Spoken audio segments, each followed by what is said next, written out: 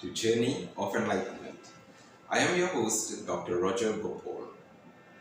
We all know the adage which says, patience is a virtue. But we all know that it is easier said than done. To have patience requires one to have a sense of self-control, to have a sense of self-gentleness, to have a sense of self-love. Today's topic, we would look at practical patience. Many of us live in a time where we are confronted with so many different elements of life, but those elements require immediate action, sometimes immediate desires, and immediate expectations. Patience then requires us to exercise in a very practical manner an attitude of waiting for an event, for an occurrence, but without falling into the trap of bitterness, anger, frustration, anxiety, or discouragement. In the 16th century, Francis de Sales, a 16th century scholar, said that it is important for us to have patience with everything, but it is important that we have patience with ourselves. What exactly is this concept of patience? As I said already, patience is the ability to wait. When we wait with an attitude that could either foster feelings of anger or anxiety, or an attitude where we are still in a sense of control of our feelings and control of our responses. We live in a world where everything seems to be instant. We have instant coffee, we have instant news as it is being updated every second of the day as it happens. We tend to develop, as a result of our expectations, that sense of instant gratification. Unfortunately, this is what we tend to lean on. So we want information readily. We want it now. We want things to happen in our lives now. We want answers now. And when it doesn't work out exactly as we want, then we run into frustration. We lack the necessary patience. I know a particular friend of mine who lost patience with himself. Why? Because he had certain expectations in life. His expectations were, one, at a certain age, by age 22 to 23, he must finish university. But it did not happen as he wanted.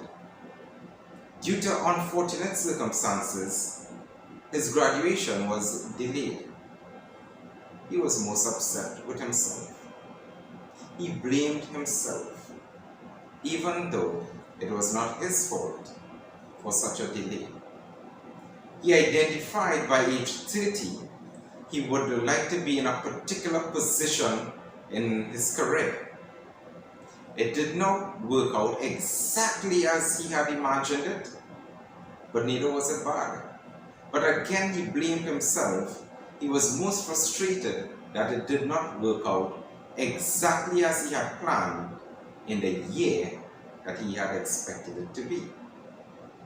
And the same went for different aspects of his personal life.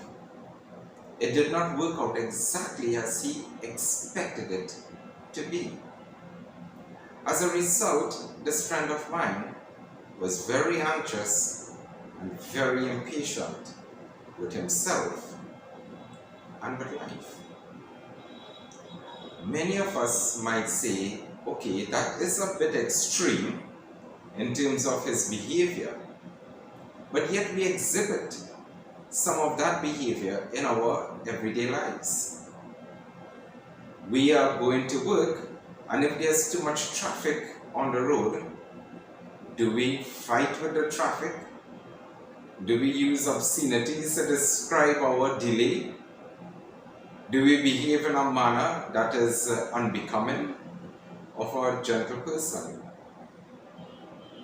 If the traffic light is taking too long to change, do we then start hurling obscenities at the traffic light as well? These are important questions that we ask ourselves. If we are in the queue, in a line, waiting to buy a ticket, but it is taking too long, how do we then behave? Do we become frustrated with the cashier? Do we become frustrated with the customer service rep? Do we then hurl abusive language towards them? These are all aspects of our lives in which we may somehow or the other display levels of impatience. It is then very important for us. As Francis de Sales said, we must have patience with all things. But let us begin by having patience with ourselves. So let us take a look at why do we lose patience with ourselves? What causes it? Many a times it's because of the mistakes that we make. We blame ourselves for making certain mistakes in life, misjudgments, missteps, perhaps a wrong business decision, perhaps a wrong relationship, maybe even something that we should have done one way but we did it the other. And we tend to take these mistakes and devalue ourselves. One of the main problems that we face in life is the need that we sometimes feel to attack ourselves, to become very self-condemning. Patience with ourselves will tell us that we should not take our mistakes and devalue our real virtue, our real selves. No one is perfect in this world. No one has it all together. It is not possible. But our value system, who we are as an individual, that value identity, cannot and should not be changed. Our real nature will forever be our state of bliss consciousness, which is our joy, our peace, our love, our compassion, goodness, our kindness. That is our real nature. In the journey of life, many a times we may reach points where we would make mistakes. But those mistakes should not define you as a person. It just means that at that point in time, things did not go as it should have gone. But your value as a person should remain intact. It means that your value of joy and love, of peace and kindness, should never be changed nor compromised. Patience with the self requires self-forgiveness, self-gentleness. When we do make a mistake, do you tell yourself, verbally or mentally, I am a foolish person. Why am I so stupid to do something like this? Or do you tell yourself, yes, it was an error in judgment, or I did not estimate this the way that I should have, but I do have the chance to make corrections. I do have the opportunity to make amends. What do you choose? Which direction do you choose? The decision that you make, that self-talk at that point in time, will determine the level of patience that you exercise with yourself.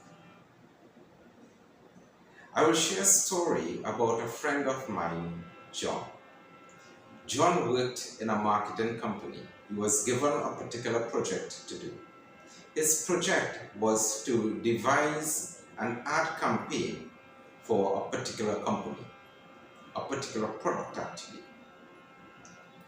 John was to deliver this in 1 month's time, which meant that he had to come up with a catchphrase, with the right actors to be in the ad, pitch this to the company that hired his firm, and ensure that they got the contract. John was under tremendous pressure. Not because of the work in itself, because he enjoyed what he did. John felt that his supervisor was a bit too bossy, a bit too demanding. Expectations were a little too high, according to John. John became very frustrated and he wanted to leave his job. Conversations with John revealed that he was focusing on the immediate impact that he was facing at that point in time, and thus losing patience. John was then asked a few questions, and the first question asked of John was, who controls your emotions? John paused. Who controls your emotions? Is it someone else or you? Could the traffic make you angry? Or do you allow yourself to be angry? Is your supervisor making you angry? Is it even possible? Or do you allow yourself, by your own thought processes, to be angry? Who is responsible for your emotions? John paused, and he answered truthfully, I am responsible for my own emotions. I choose how I react or respond to given situations. And yes, John was right. You choose. You choose your emotions. You choose how you react with whatever you feel. But the choice is yours.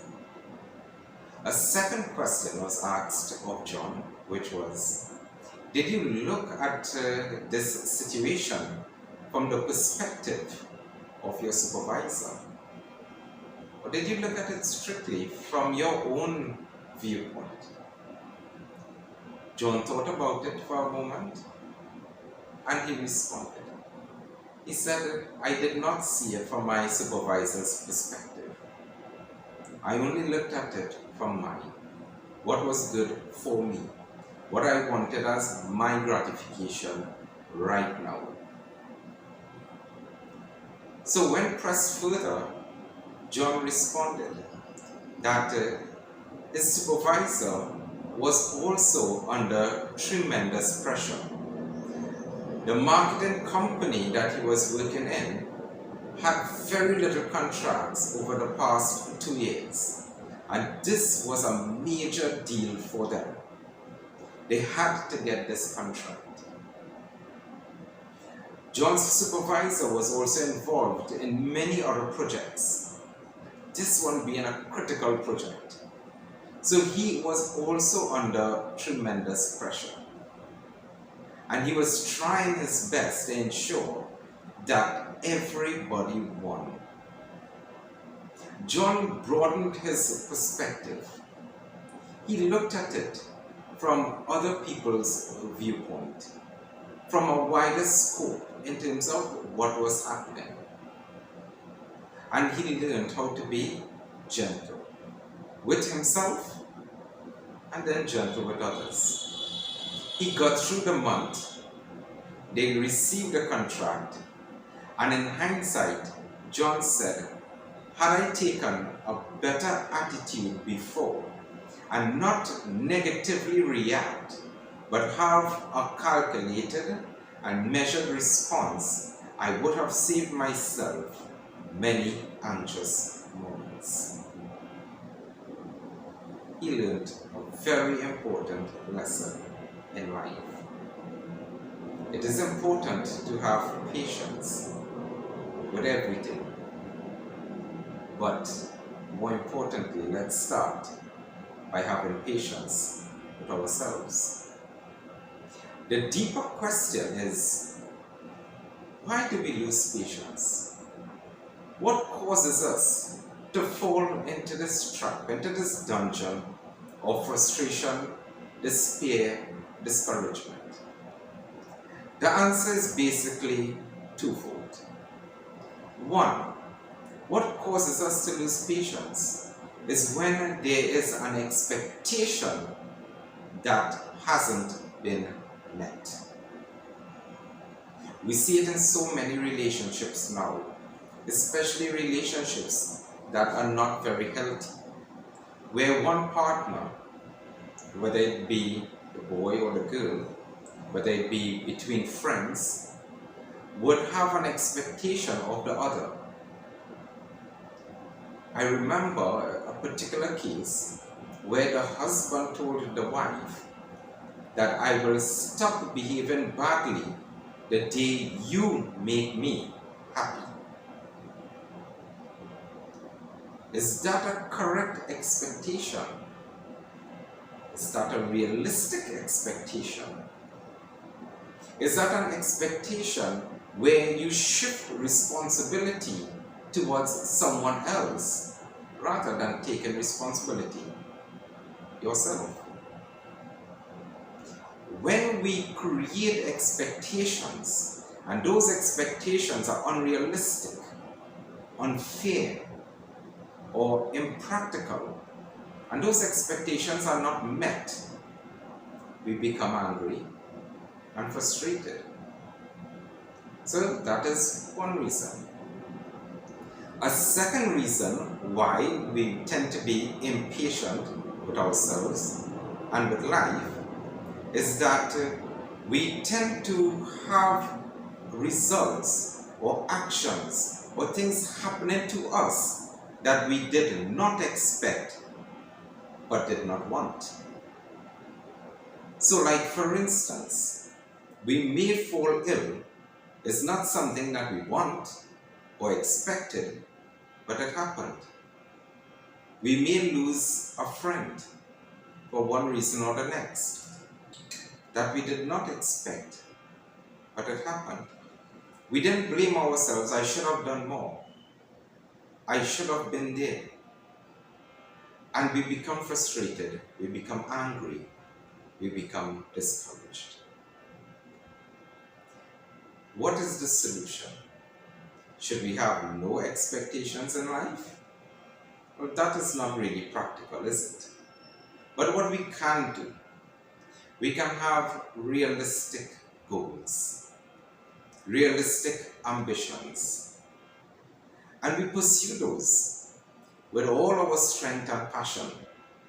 We keep those dreams alive. And it is fine, it is important that we have those goals, those objectives in life. But we must learn the art of being able to wait with grace when things doesn't work out exactly as we expected, or if something happens to us that we did not expect. That sense of grace means that we hold on to our calmness, our peace of mind when things do not go as we wanted to go at that point. We keep ourselves in equipoise. We keep ourselves focused, knowing fully well that we are in full control of our feelings, of our emotions and how it is expressed.